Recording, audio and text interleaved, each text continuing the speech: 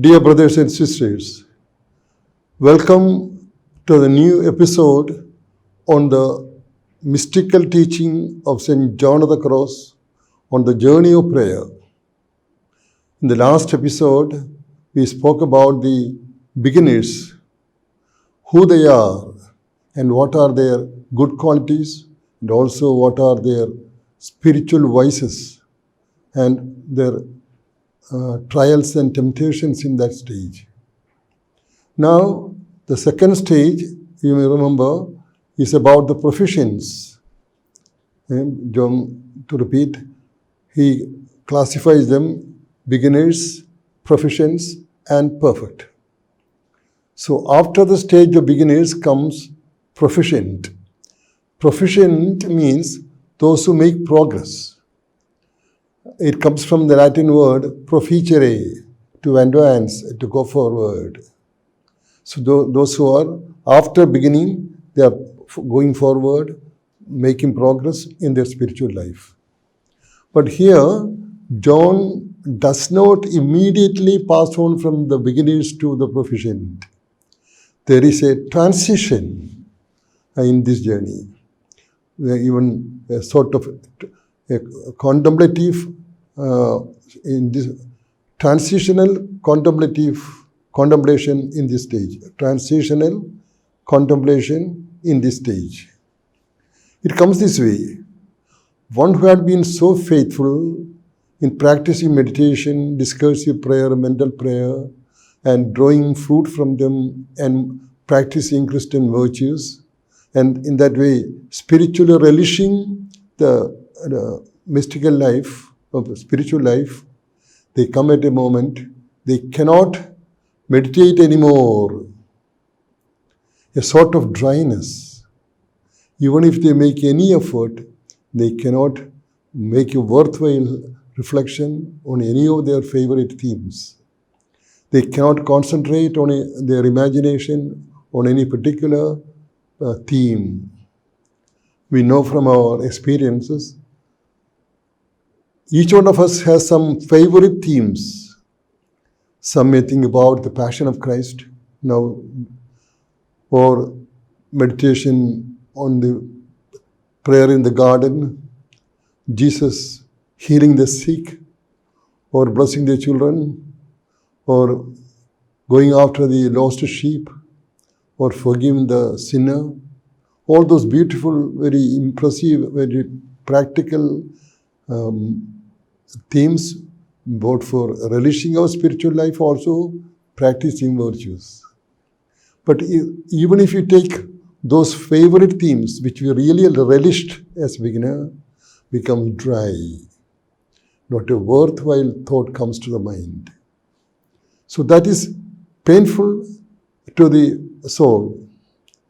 There comes a fear, I'm going back.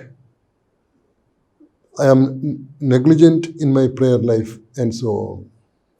And it is accompanied by the feeling that I am not serving God properly.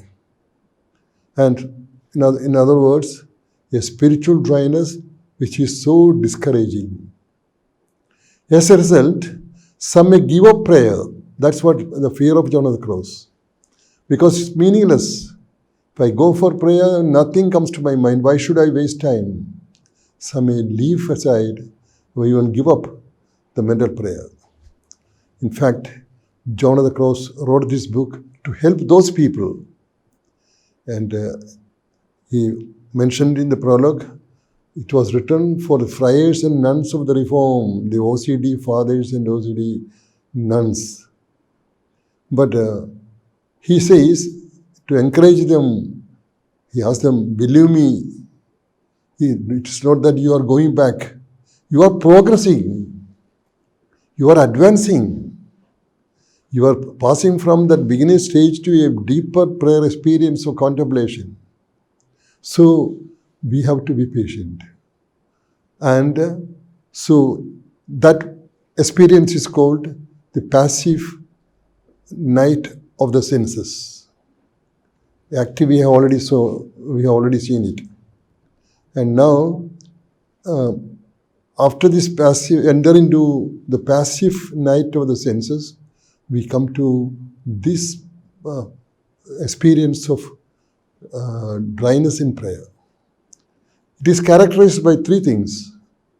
One, inability to meditate or make meditation or mental prayer as before. Inability to make the mental prayer as before. Secondly, inability to concentrate on any particular object. Even the most favorite themes we, as I mentioned, we can't concentrate our imagination. Nevertheless, a person likes to be in the loving awareness of God, likes to be still in God's presence. That's why the actual words of John would be, to be in the loving awareness of God. That is the transition, contemplation of in this transition stage. But this experience can also happen through three other reasons. One is physical illness. One is sick or is having a physical fatigue. For example, after a long journey, we cannot go immediately to the choir and start meditate. It will be dull. Or one may have some sickness, especially something which occurred recent days or recent years. So that physical illness can be a cause of inability to meditate. So it is not contemplation. It is one is weak. As in Latin they say, in mens sana, in corpore sano. To have a healthy mind, there must be a healthy body. The body is weak, mind cannot indulge in a deep prayer life. Second would be psychological depressions. That means one is going through something which has upset my mind. Maybe a misunderstanding, maybe a false accusation, or in which we are completely upset. Or it also can be some sufferings of others that might have made us upset. I remember the experience of little flower, St. Teresa of Lisieux, when her Papa was admitted in the mental hospital. Papa, whom she called my king. There was such a tender love for her towards Papa and vice versa. And such a venerable, adorable king, in her words.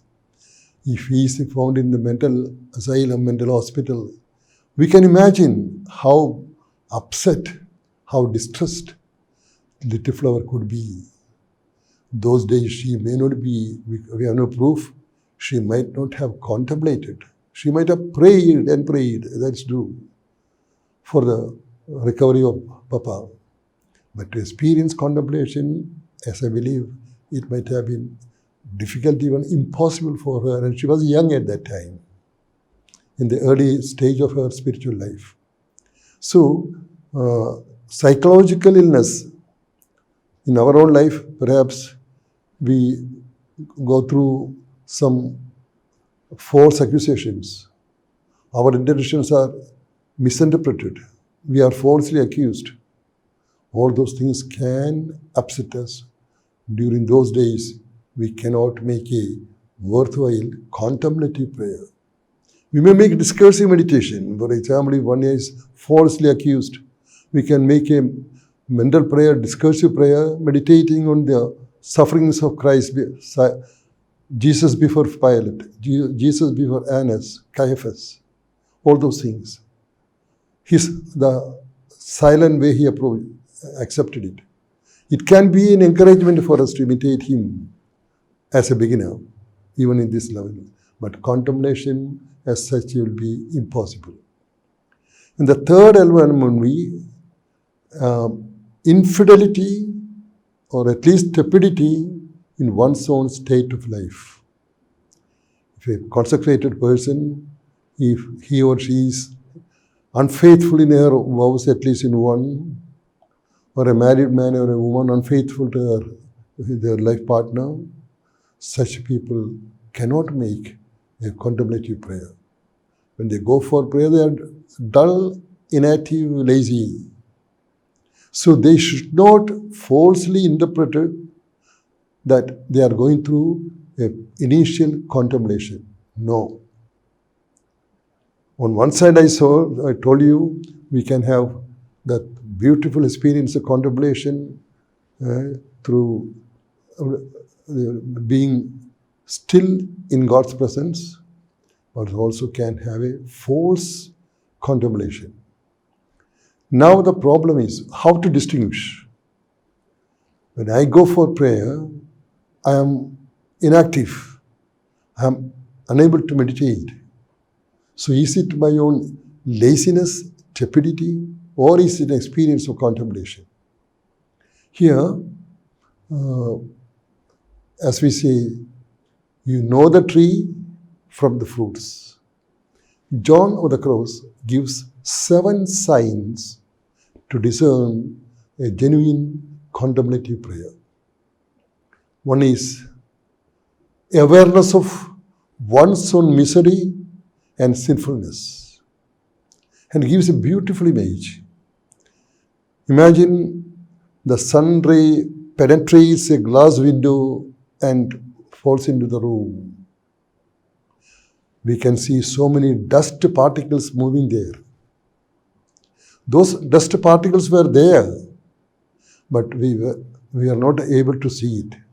But when the sun ray strikes, it comes up.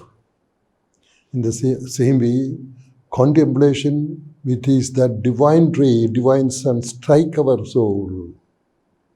All those things which we have not yet been even aware of it comes to our mind.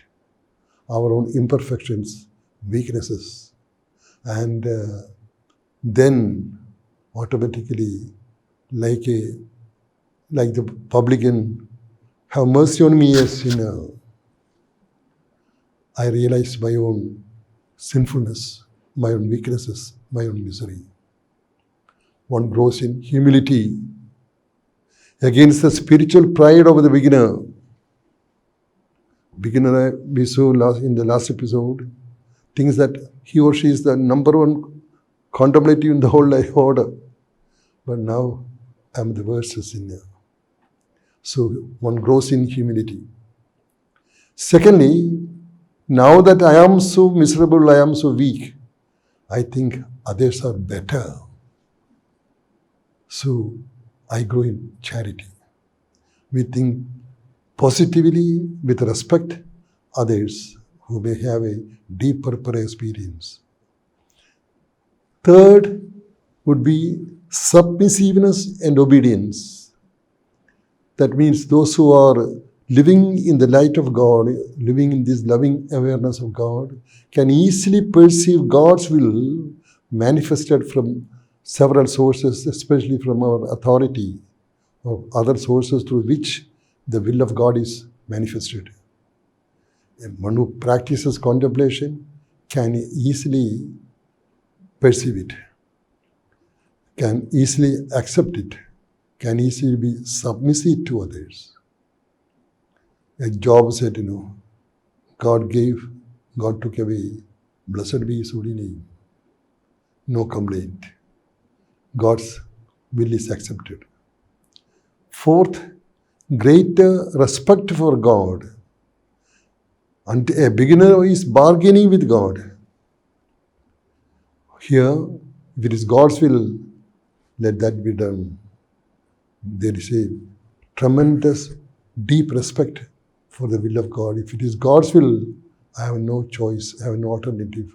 I bow my head like our lady and say, Amen, fiat. Fourth one is the habitual remembrance of God. Like a loving wife thinks about her husband during the day, the soul raises this mind to the beloved Jesus. Think about God even during the day. Habitual remembrance of God.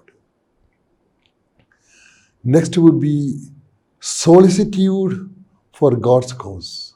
Solicitude means concern, interest, the cause of God. It can be both positive and negative. When certain good things happen in the church, a contemplative soul rejoices. God is praised. God's cause is spread. In that way, we are happy about it. For example, we hear some of our friends or those who are working in the mission, they speak about so many conversions, so many children going for First Communion, and also some of them are ordained priests or embrace religious life, or those who have a happy married life. We rejoice that God's cause is fostered. On the other hand, this solicitude for God's cause will also make us feel a sort of spiritual pain. Like Mother Teresa of St. Teresa of Avila felt pain when the Lutherans left the Catholic Church. According to the theology of that time, no salvation outside the Catholic Church. She thought all those Lutherans were lost. And that kind of those who left may not have been any relative or anybody, but the people who are consecrated, committed to Christ, members of the church, are going astray. This also sometimes may feel good Catholics leaving the Catholic Church and going after false doctrines, false or other denominations which contradict the Catholic faith. Or also people, when we hear about priests or nuns leaving their consecrated life, or some good Catholic family, they are facing divorce, or children whom we may have taught catechism, good children, now they become drug addicts.